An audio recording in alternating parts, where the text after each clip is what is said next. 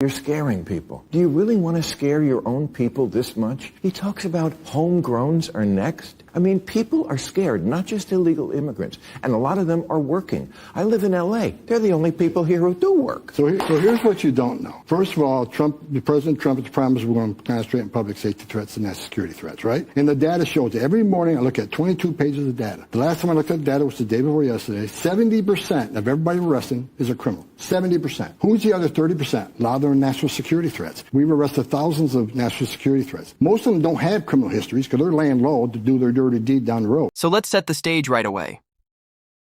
Bill Maher, the so-called comedian turned political commentator, decided to lean on the same old emotional guilt trips we've been hearing for decades. His argument? That Americans should just accept mass amnesty because apparently if we don't, we're scaring people. But here's the thing. When you strip away the jokes and the Hollywood smugness, what Maher is really defending is a system that rewards lawbreaking and punishes citizens who dare to want security and order. Before we dive into the full story, comment where you're watching from, and don't forget to like and subscribe so you don't miss the next one. Now watch what happens when Maher runs headfirst into Tom Homan, a man armed not with feelings, but with facts. Homan pulls out the numbers, the cold realities that can't be brushed aside with a cheap laugh, and in that moment, Maher's argument collapses. Because here's the truth. Virtue signaling may win applause in studio audiences, but it crumbles the second it faces data on crime, national security, and the real consequences of unchecked immigration. And this is exactly why the elites keep recycling these same talking points. They can't defend the policies on results, so they lean on sentiment. But when you cut through the noise, when you really look at the facts, it becomes clear.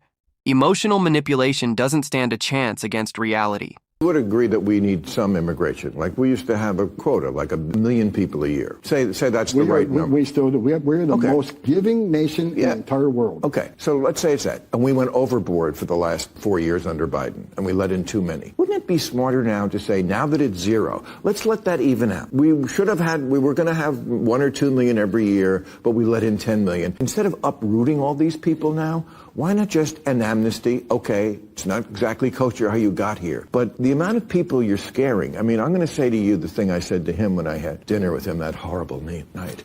And, they hated it that I reported it honestly, that he does listen. He looks you in the eye. And he not got mad one time when we were arguing about anything. I contradicted him. But let me get to the point, though. If you want to send a message to the whole world, cross the border illegally, it's a crime, but it's okay. Have due process, get order removed by an immigration judge, don't leave, it's okay. Just don't commit another crime and you're good to go. If that's the message we send to the whole world, people are going to keep coming. And let me tell you something, illegal immigration is not a victimless crime. But Tom, the reason I am who I am, I've talked and got on my knees and talked to 9-year-old little girls who were raped by multiple members of a cartel just for passing her across the river. I stood in back of a tractor trailer with 19 dead people who baked to death. I ran Operation Ice Store in Phoenix, Arizona, where smuggling organizations were ripping each other's off because the smuggled people were worth more money than dope. So they go to the house and rip each other off. They call a relative up and say, I have your brother here. You owe us $25,000. They say, no, we agreed on 10. Well, now it's $25,000. You pay it or I kill him. And they did. Bodies are piling up. They actually called relatives and tortured their son or their brother because they didn't pay the fees. What I'm saying is, that's what you have to show. There's consequences. Because if you send a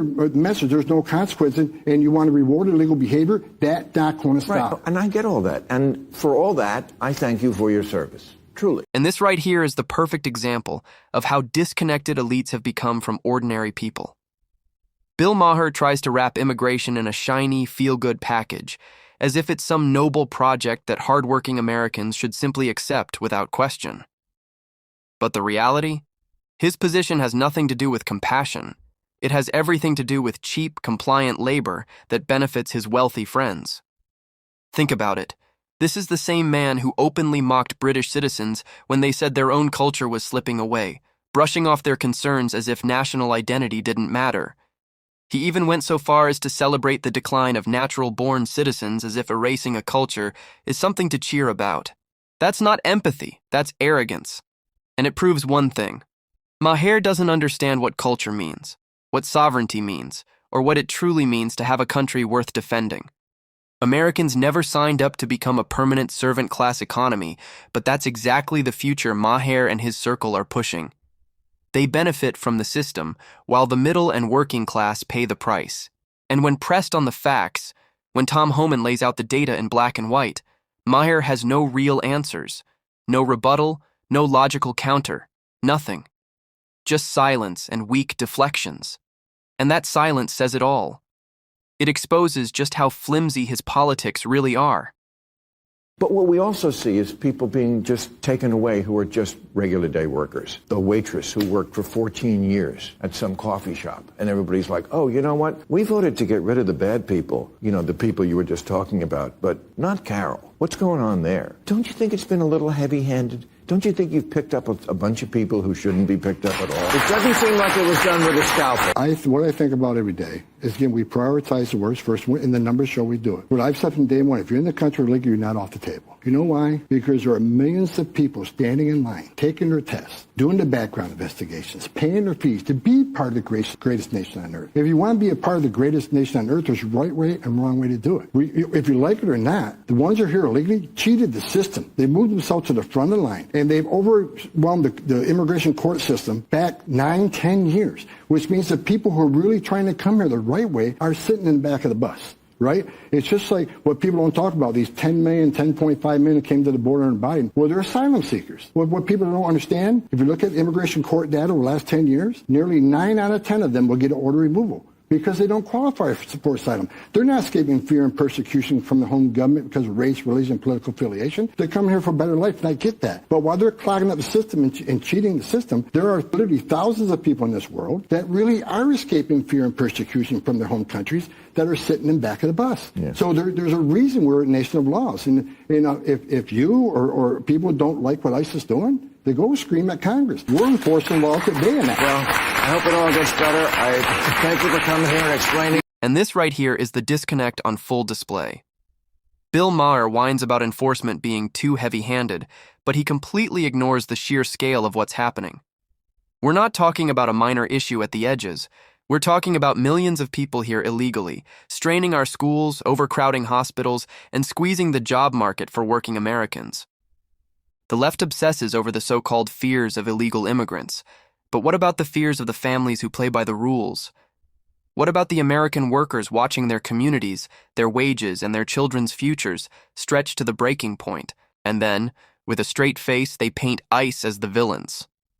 Meanwhile, they turn a blind eye to radical mobs shutting down facilities, to activists openly training groups to fight against federal agents, and yes, even to violent attacks carried out by extremists who proudly scrawl anti-ICE slogans on their ammo. That's not compassion. That's chaos. And the American people know it. At the end of the day, this is about something bigger than Bill Maher's talking points.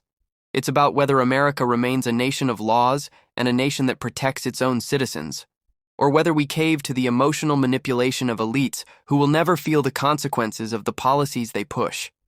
Americans deserve safety, stability, and a labor market that works for them. Not open borders, not lawlessness, and certainly not violence dressed up as virtue. So, what do you think? Should America cave to elite demands for mass amnesty just because Trump makes them uncomfortable? Drop your thoughts below. And if you got value from this breakdown, hit that like button and subscribe so you don't miss the next one. Until next time, this has been World Insight Hub.